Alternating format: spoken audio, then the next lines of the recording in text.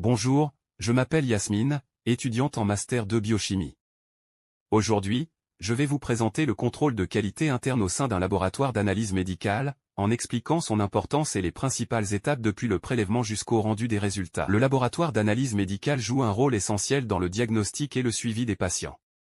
Chaque jour, des analyses biologiques sont réalisées afin de fournir des résultats fiables aux médecins.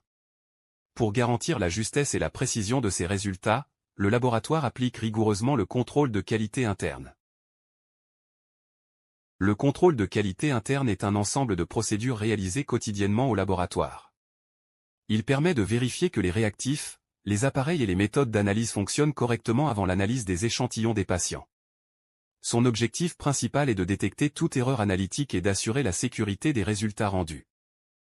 Dans cette démonstration, nous avons choisi d'illustrer le contrôle de qualité interne à travers le dosage de la glycémie. La glycémie est un paramètre biochimique fréquemment demandé, permettant d'évaluer la concentration du glucose dans le sang. Son dosage est essentiel pour le diagnostic et le suivi des troubles métaboliques, notamment le diabète. La première étape de l'analyse biologique est le prélèvement sanguin.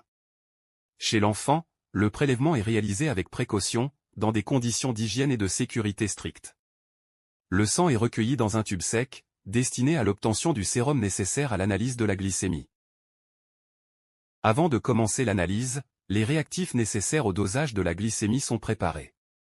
Les réactifs sont utilisés conformément aux instructions du fabricant, en respectant les volumes, la température et les conditions de conservation. Une bonne préparation des réactifs est essentielle pour assurer la fiabilité de la réaction enzymatique. Les matériaux de contrôle sont utilisés pour vérifier la validité de l'analyse. Ils se présentent sous forme de sérum de contrôle, normal et pathologique, généralement lyophilisé. La reconstitution est effectuée en ajoutant 5 ml d'eau distillée, suivie d'une homogénéisation douce.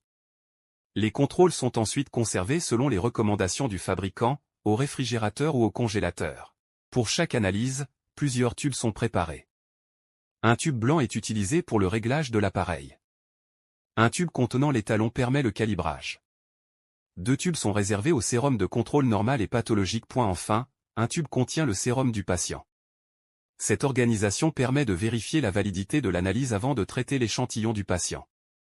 Après l'ajout des réactifs et des échantillons, les tubes sont incubés à une température contrôlée. La lecture est ensuite réalisée au spectrophotomètre, qui mesure l'absorbance liée à la concentration du glucose. Les valeurs obtenues pour les contrôles sont comparées aux intervalles de référence. Les résultats des sérums de contrôle sont analysés à l'aide des graphiques de Levy-Eugéning. Si les valeurs se situent dans les limites acceptables, le contrôle de qualité est validé. En cas de résultats hors normes, l'analyse est interrompue et des actions correctives sont mises en place. Une fois le contrôle de qualité validé, l'échantillon du patient est analysé. Le résultat de la glycémie est ensuite interprété et consigné sur le compte rendu d'analyse. Ce résultat est transmis au médecin afin d'assurer une prise en charge adaptée du patient.